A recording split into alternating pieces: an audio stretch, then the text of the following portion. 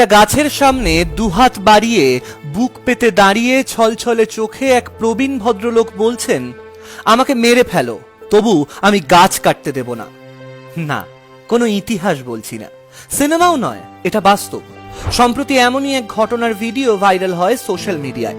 সেখানে দেখা যায় রাস্তার ওপর ছড়িয়ে ছিটিয়ে রয়েছে গাছের ছোটখাটো কিছু অংশ বিশেষ। বোঝা যাচ্ছে পৌরসভার উদ্যোগে গাছ কাটার কাজ চলছে, কিন্তু গাছের সামনে যিনি দাঁড়িয়ে রয়েছেন তিনি গাছ কাটতে আসেননি, বরং গাছ কাটা আটকাতে এসেছেন। তার বক্তব্য স্পষ্ট।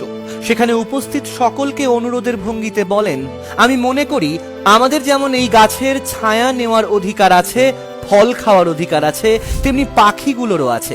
এই পাখিগুলোকে উচ্ছেদ করার অধিকার কে দিয়েছে আপনাদের? আমি কাল জানতে পেরেছি, আজ ছুটে এসেছি। আমি চেষ্টা করেই যাচ্ছি। আমি সকলের কাছে ছুটে গিয়েছি এই গাছটাকে বাঁচানোর জন্য। 450 বছরের পুরনো এই গাছ, আপনারা বুঝুন, অনুভব করুন। অত্যাধিক গরমের সময় কোথায় ছিলেন? এই গাছের তলায়।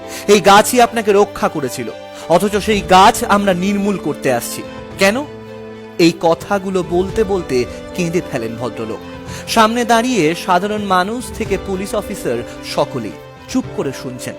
না, বিতর্ক হলো না, কারণ তাঁরাও জানেন ভদ্রলোকের বলা প্রতিটা শব্দই আদতে সত্যি। হয়তো বর্তমান সময়ে দাঁড়িয়ে যারা নিজের ভালোর কথা নিজেই বুঝতে পারছেন না, তাদের কথা ভেবেই প্রবীণ ভদ্রলোক এবারে ওই গাছটাকে আগলে বুক চিতিয়ে দাঁড়িয়ে পড়লেন গাছের সামনে। কাঁপা কাঁপা গলায় বললেন, আমাকে মেরে ফেলো, তবু আমি গাছ কাটতে দেব না।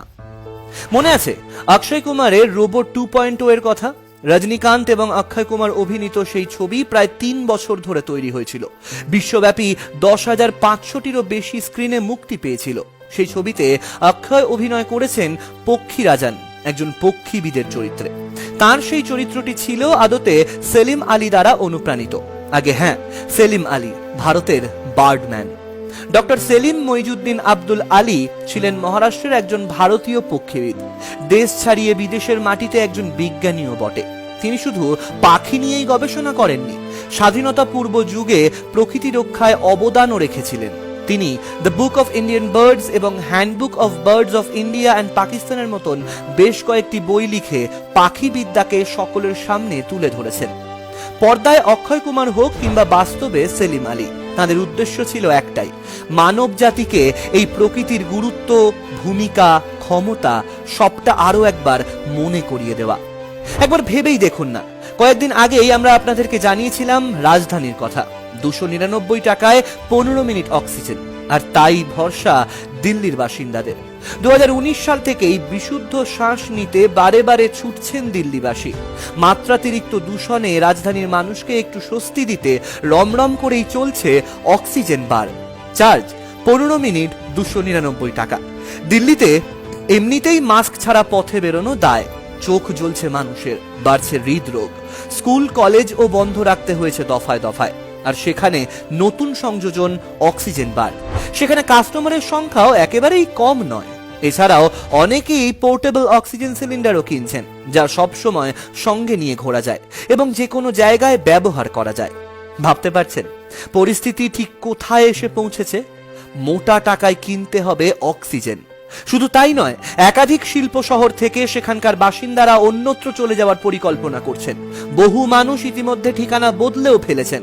সময়ের সঙ্গে পাল্লা দিয়ে ছুটছি আমরা। আধুনিকতার ছোঁয়ায় সেজে উঠেছে একের পর এক শিল্পাঞ্চল। কাটা হচ্ছে গাছ, বুক চিতিয়ে দাঁড়াচ্ছে কংক্রিট। শহর থেকে রীতিমতো নিশ্চিহ্ন হচ্ছে সবুজ। এর পরিণতি ঠিক কতটা ভয়াবহ হতে পারে ভাবতে পারছেন? কাউন্টডাউন কিন্তু শুরু হয়ে গিয়েছে, অথচ আমাদের যেন এখনো সেই বিষয়ে ভাবনাই নেই। বিশ্বাস করুন, ইন্ডাস্ট্রিয়ালাইজেশন, আরবানাইজেশন এসবের আগেও আমাদের বেঁচে থাকাটা বেশি গুরুত্বপূর্ণ, আর সেটা উপলব্ধি করতে পেরেছেন বলেই ছুটে এসেছেন এই প্রবীণ।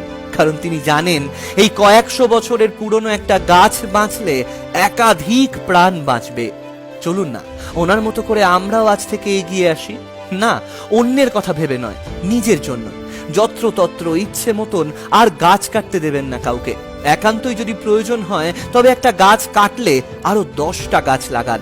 মনে রাখবেন, গাছ না থাকলে আমরাও আর থাকবো না।